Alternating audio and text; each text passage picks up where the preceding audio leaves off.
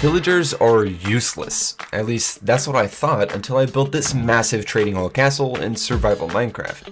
This project took me over 200 hours and 13 insane farms to build, but the final product is awesome. Now, I've already designed the castle in Creative World. Now I just have to start collecting stuff on the SMP, which, yeah, there's a lot to collect, so let's not waste any time and get straight to it.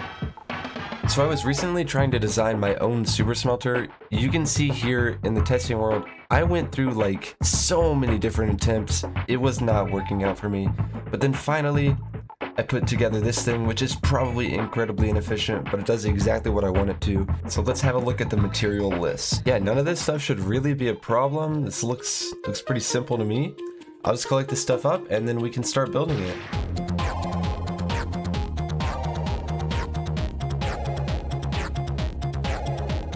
Now we have to make each of these hoppers a filter. Fill the whole thing up with some fuel. All right, looks like it's working perfectly. Now the one thing the smelter's missing is something to smelt. The biggest thing on our list is definitely deep slate, so I'm gonna go make a tunnel ore.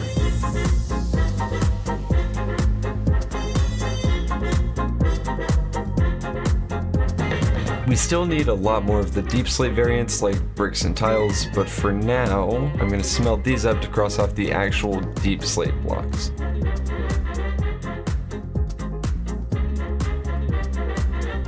Alright, now that we have all the deep slate we need, we can head over to our stronghold because that is where we'll need to be getting all of the sand for the project. Speaking of which, I can finally cross off the first big item on our material list, which brings us one step closer to the 240,000 items we need for this project. Now this is a pretty old design, but you know, it gets the job done. Though it already has sand in it, we'll just go ahead and flick this lever, hop into the end, and now we just need to wait.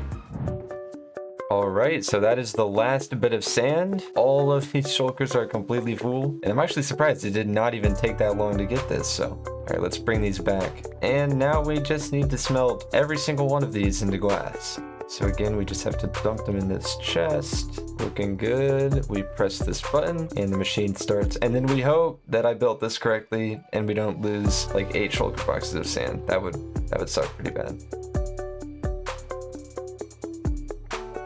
And that took, I think, just under 40 minutes around. And then we can start throwing stuff into the shulkers. Man, this is just so satisfying. I mean, I know I could automatically load it, but I designed this thing myself. I did not feel like trying to figure out how to make a shulker loader work the way that I wanted to. In this system, I'm fine with it. It's so much more satisfying anyway. All of this blue dye needs to get turned into blue stained glass.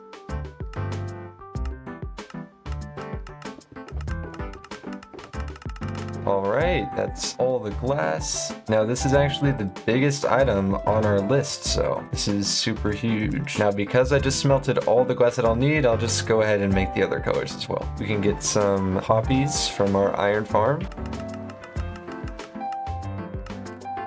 And that is red stained glass off the list. 3 shulkers of white stained glass. Dye these shulkers white.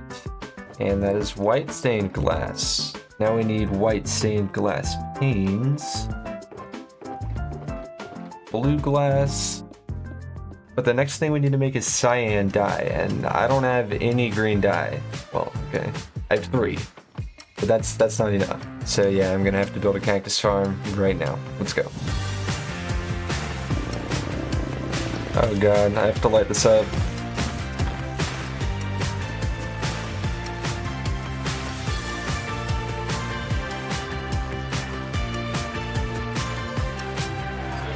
Alright, so I left the farm running for maybe 15 minutes, and this is how much cactus I got, which is really, really good. I should be able to get all the green dye in just a few more minutes. But while we're waiting for that, we can start building one of the biggest farms in this video, the Wither Rose farm. The reason we need wither roses is to craft black dye for black glass and concrete. I could build an ink sac farm instead, but I think that wither roses are just a little more versatile. Like I could use the farm for a massive wither skeleton farm or something. Yeah, I'm a little rich. Alright, these are all the items we need. I'll go ahead and go to the end head through the portal and then find a spot here in the outer end where we want to build this thing.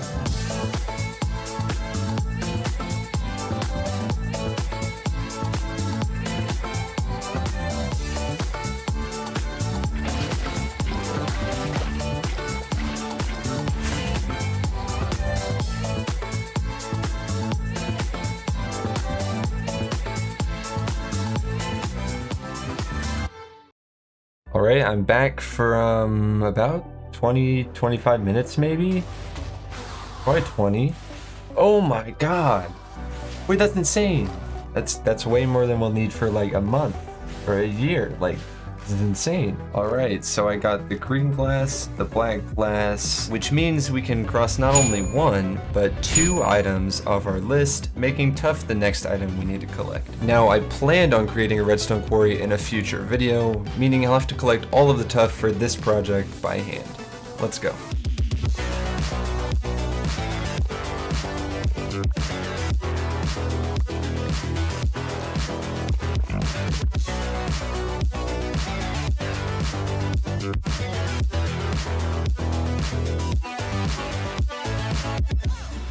And that's another big item off the list.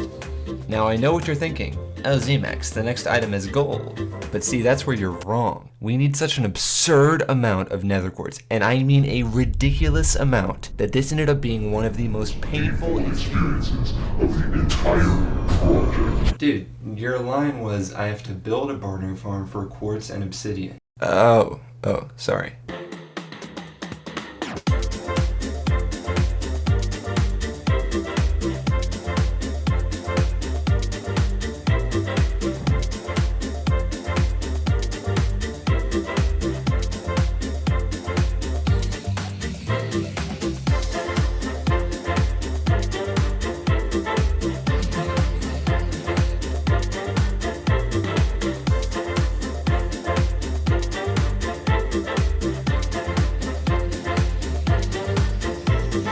In just a few hours, we got plenty of black stone, but we still need a lot more of the other items. 2 days later. Alright, so I've been AFK here for around about 20 hours now, and we have a really good amount of quartz. We're gonna need a lot of this stuff. I hope we have enough. We also got a lot of obsidian, which is very important, a lot of string, which is also really useful. So let's go ahead and craft up this quartz. Oh no, we don't even have close to enough. Oh no.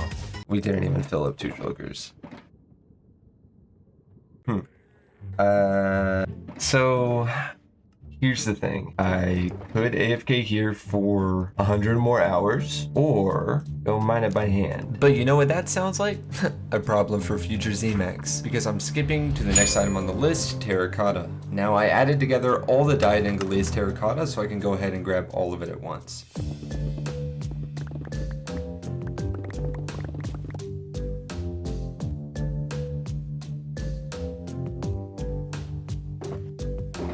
Now I'll go ahead and craft it up. We need some more green dye.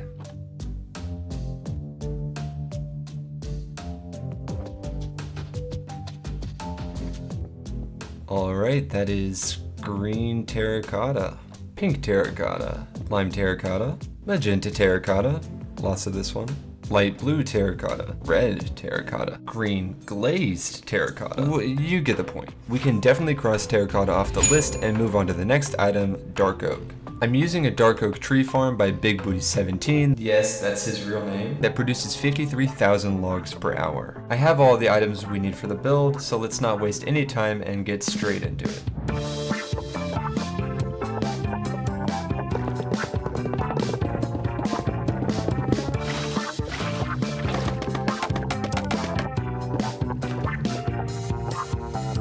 Before I use it, I can fill the droppers up with some bone meal from the iron farm, as well as from this massive bone meal farm I built.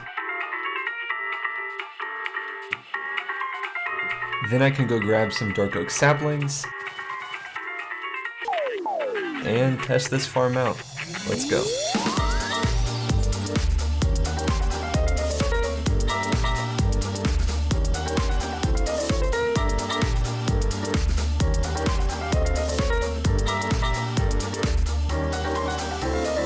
Alright, I just came back from like a 20-30 minute AFK session. Look at all of this.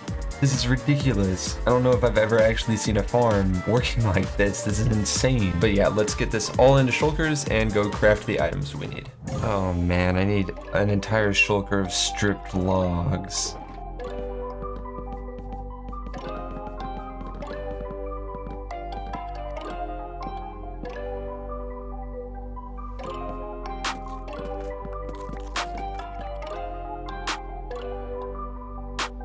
Thank goodness for Distant Horizons. That mod is so amazing. Alright, that's all of the Dark Oak stuff done, meaning we can cross that item off the list. And trust me, the next few items are even cooler than the last because now we get to use one of my favorite farms of all time, the Warped Tree Farm. Now, I already built this farm in my world because it's just a really good source of wood, but before I can fully AFK it, I have to build a fungus farm that constantly feeds into it.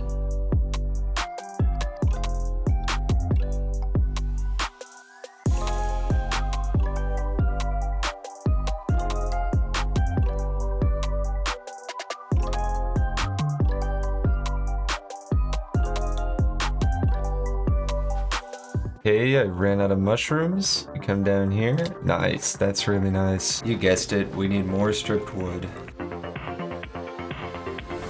Okay, we stripped the logs. God, that one took ages. But now we can move on to the spruce tree farm, one of the bigger farms in this video. Most tree farms use the smaller spruce trees, but I'm going to go overboard and build Ilmango's dual giant spruce tree farm.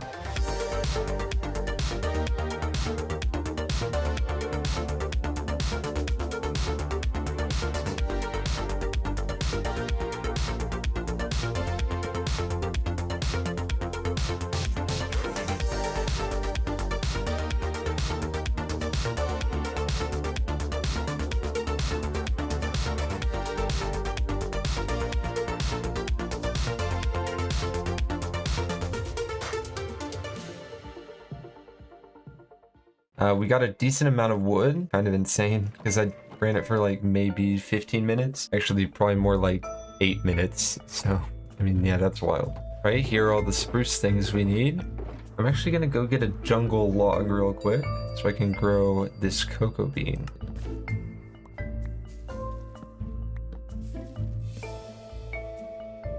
Add these here. Very nice. The next item we need a lot of is nether wart to make red nether bricks, and nether wart is notoriously difficult to farm.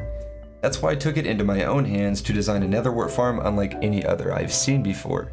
This thing has a very small footprint as far as width and length goes, whereas other farms that I've seen with this much nether wart are usually big square fields and they take up a lot of space. And it has a similar amount of nether wart to even those bigger farms. The way that it works is you'll be in a minecart sitting up here, and then you'll flow out to the side. It'll release this water, washing all of the nether wart over into this stream and onto this hopper. Then you'll come through in this water stream down here, and you'll replant all the nether wart like this as you fly along. Whenever you come down to this rail, you'll pick up any nether wart that fills your hand from off of this hopper. So this layer basically refills your hand here. And then whenever you fall down onto this rail, it unlocks this hopper so that it can pick up anything that you didn't need to hold. Then you'll just zigzag your way all the way down, and then you'll work your way back up to the top. And then after about 2 or 3 minutes, it'll send you down to the other side where you'll do the exact same thing there. But yeah, this farm makes upwards of 3,000 nether wart per hour. It's pretty freaking fast for how much soul sand and nether wart is actually planted all at once. This thing is awesome. Let's go build it on the SMP.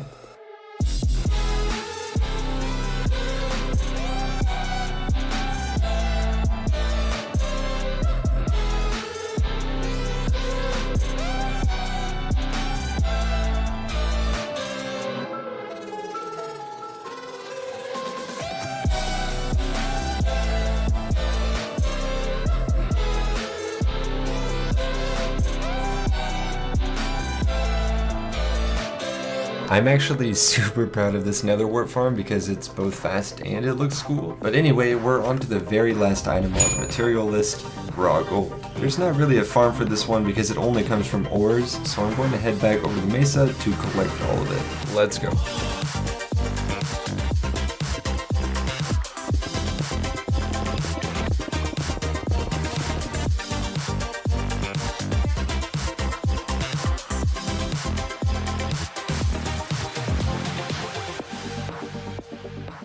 Alright, that's nice. Oh my gosh, man. Like genuinely, that was probably one of the most painful things I had to get this far. But Z-Mix, that's it, right? That's all the items we need?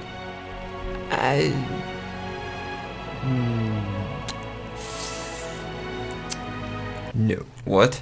Yeah, there's a couple more. But the list is done. We did the last item. Well, first off, I never finished the quartz from the bartering farm, and then, even though I got a majority of the actual items, out of the 390 item types, I only got 93.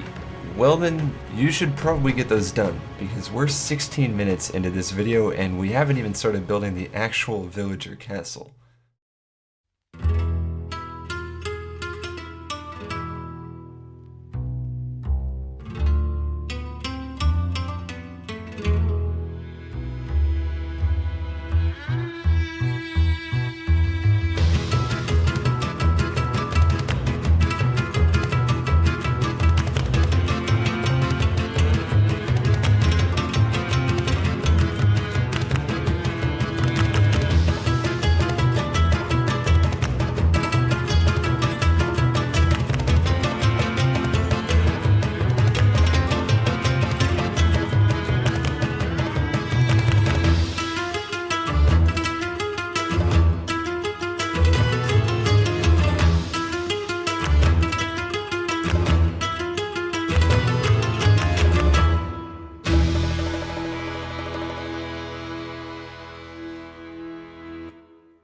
We finally collected all of the resources, so now I can bring them over to the beach where this castle will be built. There's some islands that need to be removed, but that's pretty simple. And then this mob farm made of dirt can get absolutely obliterated. If you're enjoying the video so far, please consider subscribing, because I really do spend months on all my projects to make sure my videos are as fun and cinematic as possible, and it helps me make more videos in the future. Anyways, we're finally ready to start building the castle, and I cannot tell you how excited I am. Let's get right into it.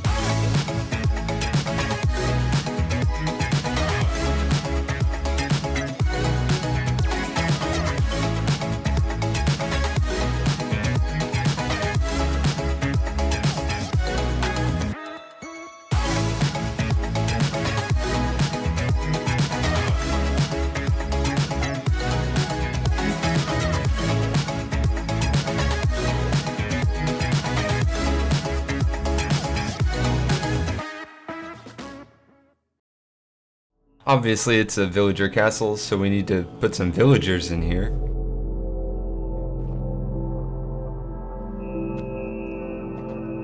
Be free, young ones. We got about 20 villagers in here. Let's go take a look at the castle.